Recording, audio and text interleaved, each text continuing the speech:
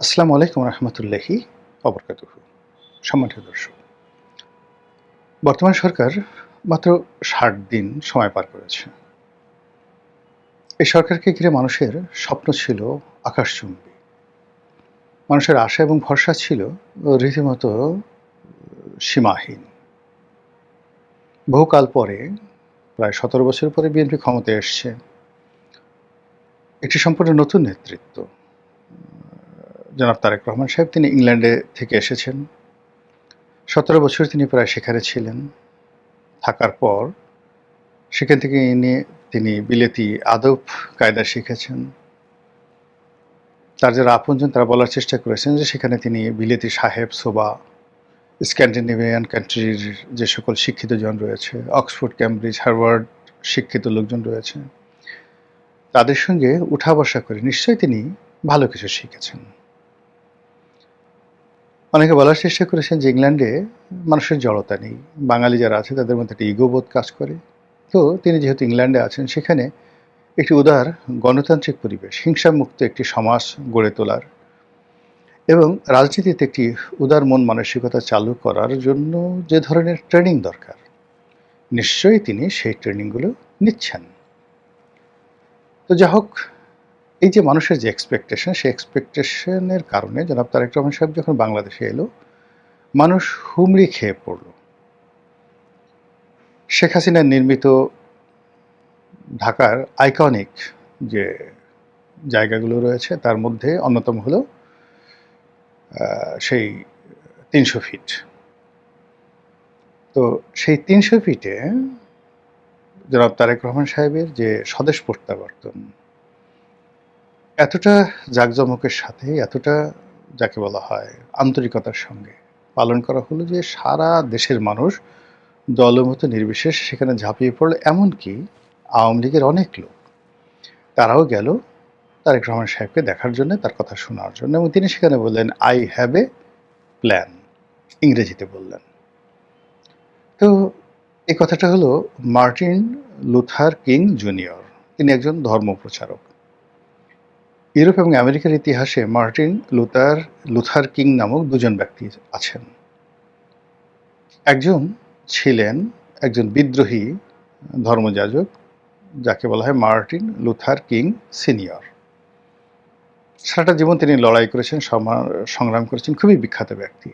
আর দ্বিতীয়জন 50-এর দশকে ছিলেন মার্টিন লুথার কিং জুনিয়র। খুব অল্প বয়সে তিনি সেই কৃষ্ণাঙ্গ ছিলেন। কৃষ্ণাঙ্গদের অধিকার প্রতিষ্ঠা করা, তারপরে যাকে বলা হয় গণতন্ত্র, মানুষের মন থেকে হিংসা বিদ্বেষ দূর করার লড়াইয়ে তিনি রত ছিলেন। সেই মার্টিন লুথার কিং আমেরিকান সমাজে অসম্ভব জনপ্রিয় ছিলেন। তার একটা বিখ্যাত শব্দ, আই হ্যাভ এ ড্রিম, আমার একটা স্বপ্ন আছে। কি স্বপ্ন? এমন একটা দিন আসবে যখন আমি দেখব রাস্তাতে সাদা চামড়ার আমেরিকান এবং কৃষ্ণাঙ্গ আমেরিকান তারা গলাগলি করে হাঁটাহাঁটি করছে, হাত ধরে হাঁটাহাঁটি করছে, ইত্যাদি ইত্যাদি কথাবার্তা। তো তার সেই অবিস্মরণীয় যে বক্তব্য, সেই বক্তব্যের মতো করেই জনাব তারেক রহমান সাহেব বলেছেন যে আমি যে বাংলাদেশে এসেছি, আই হ্যাভ এ প্ল্যান। তো এরপর থেকে যারা তারেক রহমান সাহেবের ভক্ত, তাদের বক্তব্য হলো যে অনেক অনেক প্ল্যান, নেতার যে প্ল্যান আছে সেই প্ল্যানে একদম বাংলাদেশ ভরে যাবে, বাংলাদেশ ভেসে যাবে। বাংলাদেশের মর্যাদা, মান, সম্মান এগুলো সব একেবারে ভুলোক দুলোক গোলোক ভেদিয়া ক্ষুধার আসন আরশ ছেদিয়া উঠিয়াছে চির বিস্ময় আমি বিশ্ববিধাত্রীর। নজরুলের সেই কবিতার মতো সারা পৃথিবীকে চমকিত করবে এই বাংলাদেশ তারেক রহমান সাহেবের নেতৃত্বে। এত দ্রুত এই জায়গা এলো কি করে? এই যে এলো কি করে, এটাই হলেন তারেক রহমান সাহেবের plan, I have a plan. আর তার যারা বিরোধী পক্ষ, তারা যা বলার তা তো বলেছে। যা হোক, সরকার যাত্রা শুরু করলো। যাত্রা শুরু করার পরে প্রকৃতি প্রদত্ত, মানুষ সৃষ্ট আবহাওয়ার কারণ, তারপর বৈশ্বিক কারণ, যুদ্ধ বিগ্রহ, নানা কারণে সরকারের উপর এমন কতগুলো চাপ এসেছে, সরকারের চলার পথে এত প্রতিবন্ধকতা এসেছে, যেটিকে আমি ব্যক্তিগতভাবে মনে করি এটি এক ধরনের খোদাই গজব। এই গজব এ সময় না এলেও পারত। হুমায়ুন আহমেদের একটা বিখ্যাত লেখায় জিয়াউর রহমান সাহেব সম্পর্কে বলা হয়েছে যে তিনি যখন ক্ষমতায় এলেন ওই সময়টিতে হঠাৎ করে বৃষ্টি হলো, অসাধারণ বৃষ্টি হলো। তার ক্ষমতার সময়টিতে আল্লাহর রহমত বরকত ছিল, একটিবারের জন্য বন্যা হয়নি, খরা হয়নি, ফসল হানি হয়নি এবং দেশে কোনো রোগবালাই ওইরকমভাবে মহামারী আকারে আসেনি। ফলে তিনি যতটুকুই করেছেন প্রতিটি কাজে বরকত এসেছে। এইভাবে হুমায়ুন আহমেদ জিয়াউর রহমানকে চিহ্নিত করেছে। সেদিক থেকে জনাব তারেক রহমান সাহেব তিনি তার পিতার মতো ভাগ্যবান নন। এখন এখানে দুটো পরিণত হতে পারে। লড়াই সংগ্রাম করে তিনি তার পিতাকে অতিক্রম করতে পারেন, যে একটা বিরূপ সময়কে তিনি মোকাবেলা করে এই দেশকে যুদ্ধের হাত থেকে বাঁচিয়েছেন, এই দেশকে সম্ভাবনার স্বর্ণশিখরে নিয়ে গেছেন, অথচ শুরুটা তার এমন ছিল না। কাজে তিনি অতীতের যে কোনো রাষ্ট্রনায়কের চাইতে অনেক অনেক বেশি শক্তিশালী, এটা হতে পারে। আবার মর্নিং শোজ দ্য ডে, একের প্রথম দিকে প্রকৃতি একটা ব্যাড সিগন্যাল দিয়ে বোঝালো যে তোমার হাতে এই দেশটা নিরাপদ নয়, তুমি যত তাড়াতাড়ি পারো ভাগো, অথবা তুমি সতর্ক হও, অথবা তুমি সঙ্গী সাথী পাল্টাও, অথবা তুমি তোমার যে মন মানসিকতা, চিন্তা চেতনা, এটা ভালো করো, আল্লাহর দিকে মোতওয়াজ্জ হও, আল্লাহর হস্তে শুধুমাত্র ভালো চিন্তা করো। এই কারণে আল্লাহ রাব্বুল আলামিন অনেক সময় রাষ্ট্রে বা রাজ্যে নানা রকম প্রাকৃতিক দুর্যোগ, বৈশ্বিক দুর্যোগ দিয়ে রাজা বাদশাকে ভালো কিছু হওয়ার সুযোগ করে দেন। এখানে আসলে আরশে আজিমের মালিক আল্লাহ কি করেছেন এটা তো বান্দা হিসেবে আমাদের জানার কথা নয়। আমরা যেটা সাধারণভাবে অতীতে দেখেছি সেটাই ব্যাখ্যা করার চেষ্টা করলাম এখানে। কিন্তু গত 60 ডেজ মানে 60 দিনে যে সমস্যাটা হয়ে গেছে সেটা হলো সরকার দেশে এবং দেশের বাইরে কোনো ইমেজ তৈরি করতে পারেনি, বরং ক্ষেত্র বিশেষে ইমেজ সংকট তৈরি হয়েছে। অ্যামনেস্টি ইন্টারন্যাশনাল, জাতিসংঘ দেশের গণতন্ত্র নিয়ে, বিচার ব্যবস্থা নিয়ে, সরকারের বিকেন্দ্রীকরণ নিয়ে, জুলাই আগস্ট বিপ্লবের সময় সংঘটিত ঘটনাবলীর বিচার তদন্ত ইত্যাদি নিয়ে, নির্বাচন নিয়ে, আওয়ামী লীগের রাজনীতি নিয়ে, আওয়ামী লীগকে নিষিদ্ধ করা নিয়ে, এরকম অন্তত 100 বিষয় রয়েছে যে বিষয়গুলো নিয়ে সরকারকে নানাভাবে চাপের মধ্যে রেখেছে। এমনকি খোদ মার্কিন যুক্তরাষ্ট্র তাদের পক্ষ থেকে সরকারের জন্য কোনো শুভ ইঙ্গিত নেই, তারা সরকারকে বিশ্বাস করতে পারছে না।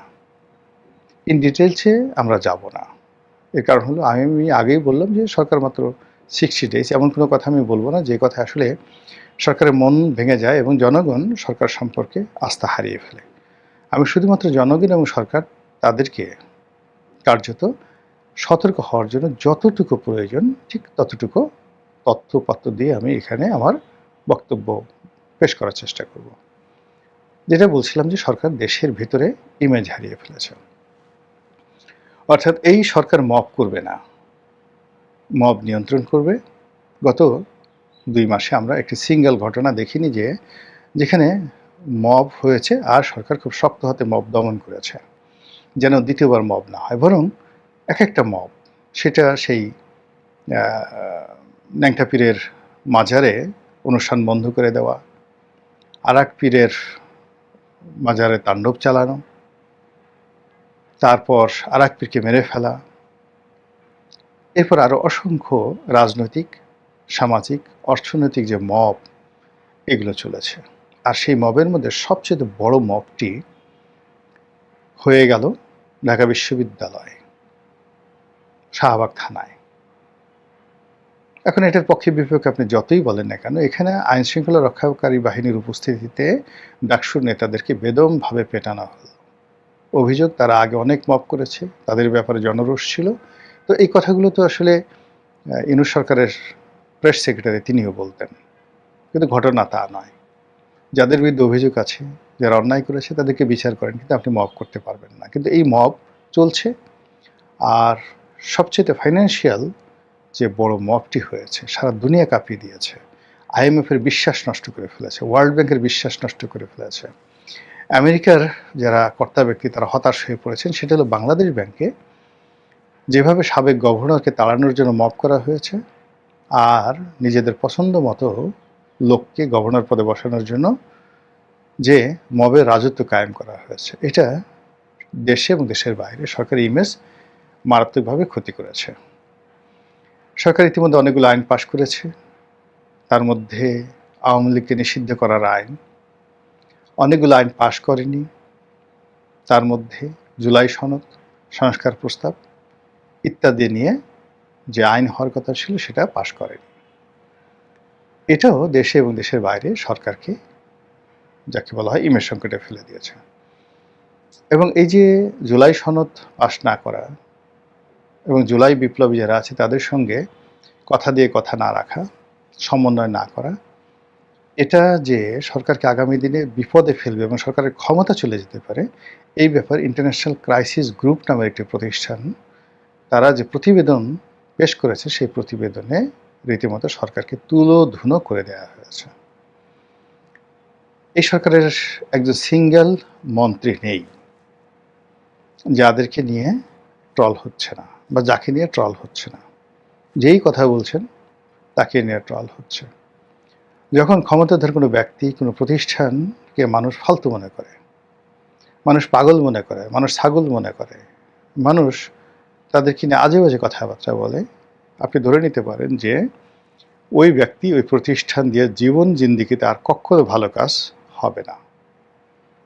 ইমেজ যেমন একটা বিষয়, একটা বাঘ, আপনি হঠাৎ করে তার লেজটা কেটে দিলেন, একটা বাঘের সমস্ত পশম, মানে চামড়া ছোলা বাঘ, তার সমস্ত পশম, ডোরা কাটা পশমগুলো সব কামিয়ে ফেললেন, কুচি কুচি করে কাটিয়ে ফেললেন, অথবা একেবারে ব্লেড দিয়ে তাকে শেপ করে টাকমাথা করে ফেললেন, পা থেকে একদম লেজ পর্যন্ত। তারপরে সেই বাঘকে বললেন যে যাও তুই শিকার করো। কেউ করবে, ভয় পাবে না। সেই বাঘকে সবাই ঠাট্টা মস্করা করবে, অথবা বলবে এই শালা বাঘ পাগল হয়ে গেছে, টাকলু বাঘ, টাকলু বাঘ পাগল হয়ে গেছে, এই সমস্ত কথাবার্তা বলবে। একই অবস্থা সিংহ, সিংহের সারা মুখ, তার মুখে যে কেশর, মানে শরীরে যে কেশর আছে, মুখে যে দাড়ি আছে, তো এই পুরো জিনিসটা কামিয়ে তাকে একটা লেডিস বাঘ বানিয়ে, মানে সিংহ বানিয়ে ফেলেন। তারপরে তাকে 300 ফিটে বসিয়ে দেন, সচিবালয়ের সামনে বসিয়ে দেন, প্রধানমন্ত্রীর অফিসের সামনে তাকে বসিয়ে দেন, কেউ আটা না দিয়ে পাত্তা দেবে না। এটা কি সিংহ নাকি এটা কি বিড়াল, এটা কি নেড়ি কুকুর নাকি এটি কাউয়া, এটা নিয়ে মানুষ দূরে দাঁড়িয়ে দূরে ঠাট্টা মস্করা করবে আর বলবে, বাঙালি যেভাবে হাসে যে দেখো দেখো দেখো কি অবস্থা হয়েছে। তো একইভাবে সরকারের যে সকল ক্ষমতাধর ব্যক্তি, তাদেরকে নিয়ে যদি মানুষ ট্রল করে, এই তুমি কেমন আছো, ভালো আছো তো, হেরিকেন কিনেছো, হেরিকেন না কিনলে হবে না, কারেন্ট তো থাকবে না, এই যে ট্রলগুলো 5 বছর 6 বছরের বাচ্চারা এই সকল কথাবার্তা বলছে, এবং মানুষ, মানে 5-6 বছরের বাচ্চারা এই ধরনের ভিডিও বানাচ্ছে, লক্ষ লক্ষ মানুষ সেখানে অংশগ্রহণ করে ট্রল করছে। আরে বাপের বেটা, কিছুই বলেনি, খালি কথা বলছে, কি খবর, কেমন আছো, ভালো তো, কেরোসিন তেলের হেরিকেন কিনেছো, হেরিকেন না কিনলে চলবে না, কারেন্ট কিন্তু থাকবে না।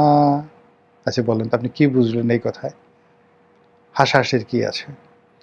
এভাবে যখন সমাজে ট্রল হয়, এবং সেই ট্রলটা কোন পর্যায়ে চলে গেছে দেখেন, সেই বিএনপির লোক রাগে পাগল হয়ে যাচ্ছে যখন জামাতের কেউ তাদের সামনে খালি খাম্বা বলছে, এবং বাংলাদেশে যেহেতু ইলেকট্রিক খাম্বা আছে, সেই খাম্বার গায়ে কোনো কিছু লিখলেই বিএনপির যারা লোকজন রেগে মেখে পাগল হয়ে যাচ্ছে।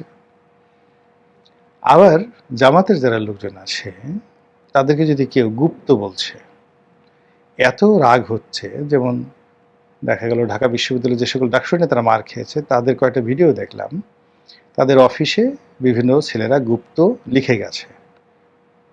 তো তারা বলল যে লেখাপড়ার মানে এত খারাপ, এই গুপ্ত বানানটাও ঠিক মতো হয়নি, গরিষ্কের গু এই যে দীর্ঘকার দিয়েছে বা রস্যুকার দিয়েছে, এটাকে অনেকটা তয়ের মতো মনে হচ্ছে, এটা বানান ঠিক হয়নি, আর হাতের লেখা এত খারাপ, এই লেখা দিয়ে ঢাকা বিশ্ববিদ্যালয়ের ছাত্র তারা নিশ্চয় না, এইভাবে ট্রল করছে।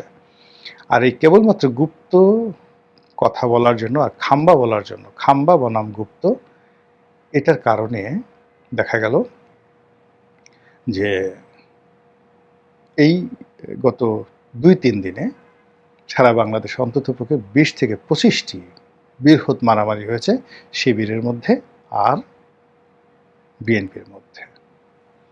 এবং এই যে ইমেজ হারানো, এই ইমেজ হারানো সরকার না, বিরোধী দলের ইমেজ হারিয়েছে। বিরোধী দলের এক নেতা একটা অনুষ্ঠানে বসছে, পায়ের উপর পা তুলে বসছে। এটা নর্মালি পাঞ্জাবি পরলে বসার সময় একটু সতর্ক হতে হয়, কিন্তু ভদ্রলোক সতর্ক হয়নি। সে মানে পা একটু ফাঁক করে ৩০ ডিগ্রি, আপনি জ্যামিতি যারা পড়ছেন তারা দেখবেন যে ৩০ ডিগ্রি অ্যাঙ্গেল, ৩০ ডিগ্রি অ্যাঙ্গেলে পাটা একটু ফাঁক করছে। ফাঁক করার পরে তার যে পাজামা, সেই পাজামার যেখানে তার উরুসন্ধি, মানে যেহেতু ভদ্রলোক পুরুষ, তার যে অন্ডকোষ সেটা হালকাভাবে দেখা যাচ্ছিল। সেই ছবিটা কে বা কারা তারপরে সেটা করলো কি, একেবারে এআই দিয়ে ওই হালকা একটু ফুলে ছিল যে জায়গাটা, সেটাকে আরও বেশি করে ফুলালো, অনেকটা বলের মতো করলো, করে দেখালো যে এত বড় তার অন্ডকোষ, যে তার অন্ডকোষকে কন্ট্রোল করতে পারে না, পাবলিকের সামনে উন্মুক্ত করে দেয়, সে এই কাজ করবে কি করে। আবার এই কাজ যে পক্ষ করলো, বট বাহিনী করলো, সেটা দেখে তারা প্রতিপক্ষ, তারা আরও জঘন্য কি করা যায় সেই জঘন্য কাজ তারা করলো, এবং তার প্রেক্ষিতে দেখেন মারামারি শুরু হয়ে গেল। কোন জায়গা থেকে কিভাবে এই জিনিসগুলো শুরু হয়। ঘটনা যাই হোক না কেন, এইভাবে অনেক তুচ্ছ ক্ষুদ্র ক্ষুদ্র ঘটনা, যে ঘটনার কারণে অর্থনীতির সর্বনাশ হচ্ছে, সেই ঘটনার কারণে আইনশৃঙ্খলার অবনতি হচ্ছে, সেই ঘটনার কারণে রাজনীতি রসাতলে যাচ্ছে, এবং সেই ঘটনার কারণে পুরো রাষ্ট্র ব্যবস্থা প্রশ্নের মুখোমুখি হয়ে পড়েছে। আর এই অবস্থা যদি চলতে থাকে, আপনি কি করে আশা করেন আমাদের জিডিপি বাড়বে, আমাদের পার ক্যাপিটা ইনকাম বাড়বে, বর্তমান সমস্যাগুলো দূর হয়ে যাবে, তেলের লাইনে আর ঝামেলিয়া পোহাতে হবে না, ভালো হবে সব কিছু, এটা আপনি কী করে আশা করেন? কাজেই সাধু সাবধান। সরকারকে বলবো, বিরোধী দলকে বলবো, রাজনৈতিক নেতৃবৃন্দকে বলবো, সবার আগে ইমেজ উদ্ধার করুন, বিশ্বাসযোগ্যতা অর্জন করুন, এবং প্রতিপক্ষ যেন আপনাদেরকে ট্রল করতে না পারে সেভাবে জবান, আচার আচরণ, চালচলন, কথাবার্তা সব কিছু সংযত করুন। আসসালামু আলাইকুম রহমতুল্লাহি ওয়া বারাকাতুহু।